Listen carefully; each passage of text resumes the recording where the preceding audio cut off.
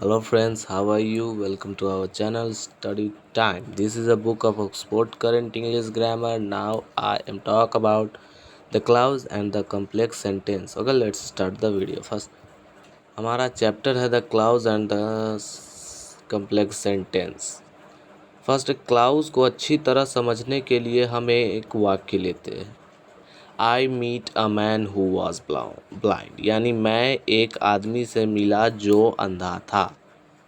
इस वाक्य को हम दो शब्द समूहों में इस प्रकार बांट सकते हैं, जैसे आई मीट अ मैन और हु वाज ब्लाइंड, यानी मैं एक आदमी से मिला जो अंधा था.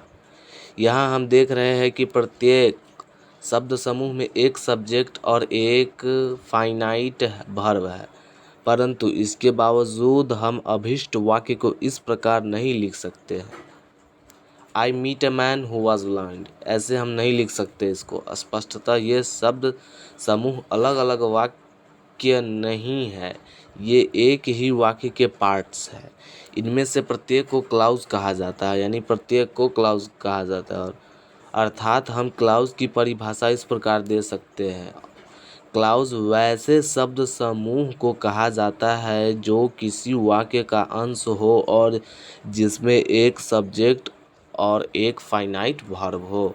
यानी a clause is a group of words which forms part of a sentence and contains a subject and a finite verb of its own. यानी क्लाउज वैसे शब्द समूह को कहा जाता है. क्लाउज में शब्द समूह होते हैं, जैसे I meet a man who was blind, ये आपने ऊपर देखा. ऐसे ही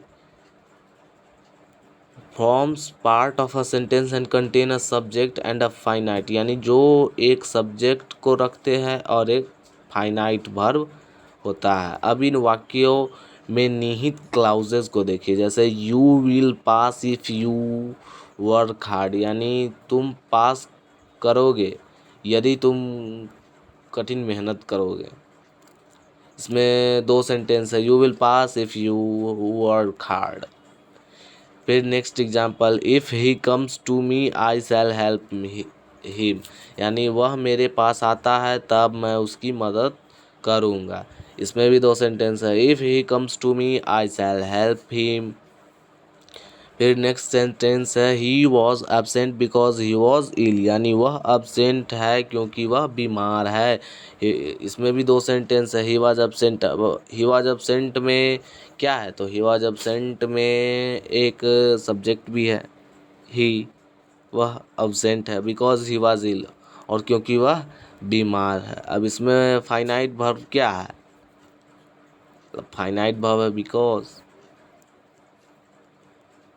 वैसे ही है एग्जाम्पल्स. उसके बाद नेक्स्ट है, और नोट, ऊपर दिए गए उदाहरणों से स्पष्ट है कि किसी किसी क्लाउज का सब्जेक्ट या वर्ब या दोनों अंडरस्टूड भी रह सकता है. यानी ऊपर दिए गए उदाहरणों में स्पष्ट है किसी किसी क्लाउज का सब्जेक्ट या वर्ब या दोनों अंडरस्टूड भी रह सकता है, यानी दोनों समझा सकता है. सही क्लाउज दो प्रकार के होते हैं. मेनली क्लाउज दो प्रकार के होते हैं, प्रिंसिपल क्लाउज ये और सबऑर्डिनेट क्लाउज. प्रिंसिपल क्लाउज को हम मेन क्लाउज, इंडिपेंडेंट क्लाउज के नाम से भी जान सकते हैं, और सबऑर्डिनेट क्लाउज को डिपेंडेंट क्लाउज के नाम से भी जान सकते हैं. ए प्रिंसिपल क्लाउज है वह क्लाउज जो किसी अन्य क्लाउज पर निर्भर हुए बिना पूर्ण अर्थ व्यक्त करता है. यानी प्रिंसिपल क्लाउज उसे कहते हैं जो अन्य क्लाउज पर निर्भर हुए बिना पूर्ण अर्थ व्यक्त करता है, प्रिंसिपल क्लाउज कहलाता है. I saw a man who was blind, मैंने एक व्यक्ति को देखा जो अंधा था. इसमें आई सॉ अ मैन क्या है, प्रिंसिपल क्लाउज है. और सबऑर्डिनेट क्लाउज इसमें क्या हो जाएगा, तो who was blind. Next subordinate clause. तो सबऑर्डिनेट क्लाउज वह है जो अपने अर्थ की पूर्णता के लिए प्रिंसिपल क्लाउज या अन्य क्लाउज पर आश्रित रहता है, सबऑर्डिनेट क्लाउज कहलाता है. I saw a man who was blind. Okay, I saw a man who was blind. यहाँ देखिए, I saw a man who was blind, यहाँ आई शॉ अ मैन क्या है, प्रिंसिपल क्लाउज है. I saw a man principal clause है. और who was blind क्या है, तो सबऑर्डिनेट क्लाउज है. यहाँ who was blind subordinate clause है। फिर नीचे है चूंकि प्रिंसिपल क्लाउज पूर्ण अर्थ व्यक्त करता है, इसलिए इसका प्रयोग स्वतंत्र वाक्य के रूप में भी हो सकता है। जैसे आई सॉ अ मैन एक स्वतंत्र वाक्य भी हो सकता है, यानी प्रिंसिपल क्लाउज एक स्वतंत्र वाक्य भी हो सकता है। जैसे जैसे आई एम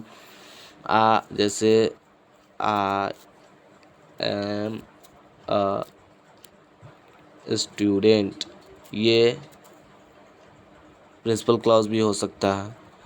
और जैसा आपने पढ़ा है कि सबऑर्डिनेट क्लाउज जो होता है वह अन्य क्लाउज पर आश्रित रहता है, ये प्रिंसिपल क्लाउज पर आश्रित रहता है। ठीक है ना। जैसे हु वाज ब्लाइंड, इसमें कोई अर्थ निकल रहा है क्या? हु वाज ब्लाइंड, कौन ब्लाइंड है? इसका नेक्स्ट पार्ट हम नेक्स्ट डे जारी करेंगे, इसलिए देखने के लिए धन्यवाद और वीडियो को लाइक शेयर सब्सक्राइब जरूर करें। Thank you for watching.